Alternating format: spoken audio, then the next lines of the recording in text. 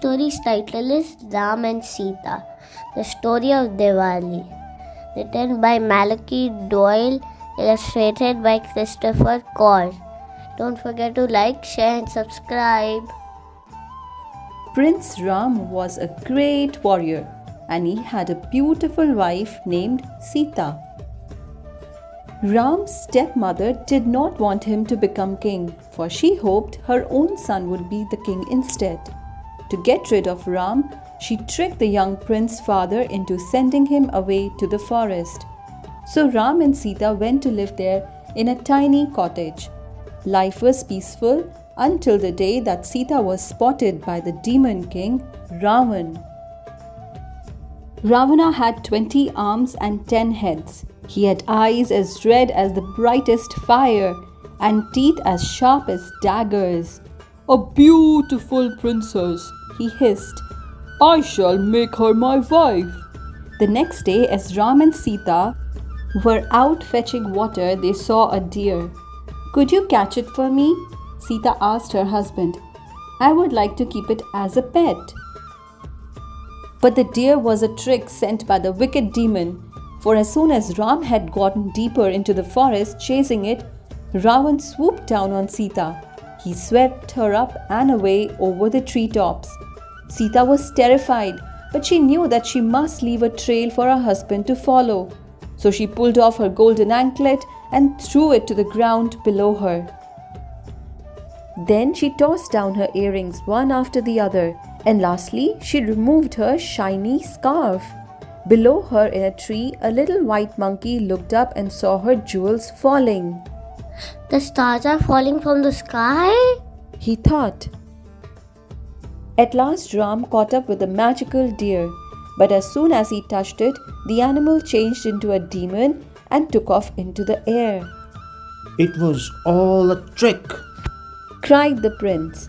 He rushed back to the cottage, but his beautiful wife was nowhere to be seen. "The demons have taken Sita. If it is the last thing I do in this life, I shall find her," he moaned. He started to look for her. Deeper and deeper he went into the very heart of the forest until at last he saw something sparkle in the leaves. "Sita's golden anklet, He cried. an earring, He gasped a moment later. and another." A little further on, he caught the sight of something bright fluttering in the trees. "Sita's scarf, He exclaimed. the one I gave her on the day we were married." Suddenly, there before him was a little white monkey.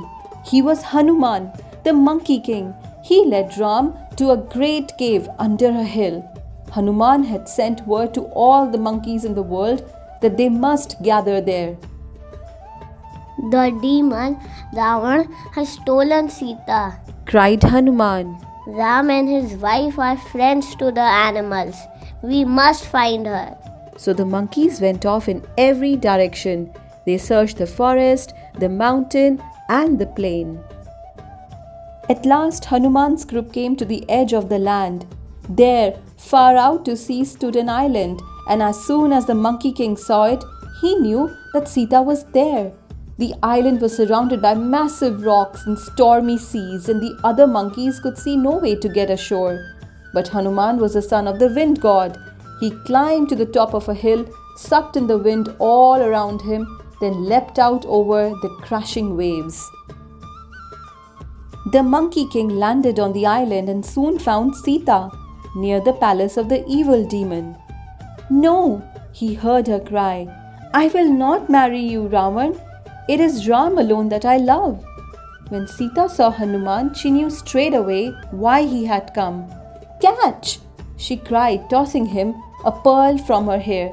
"Take this to my husband to show him that I am still alive." Ram was overjoyed at the news. Hanuman called all the monkeys to gather at the shore, but the waves were growing even bigger and they could see no way to get across. Build a bridge, ordered the Monkey King. So they gathered rocks and grass, sand and soil. They mixed them all together and built a giant bridge all the way from the shore to the island. Then they marched across and the terrible battle with the demons began.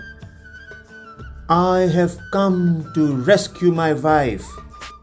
shouted Ram when at last he made it through the palace. You will have to kill me first, ho ho ho ho ho, cried the demon king. With a mighty swing of his sword, Ram sliced off one of his heads. But to his horror, another one grew in its place. Again and again Ram chopped, and again Ravan's head reappeared.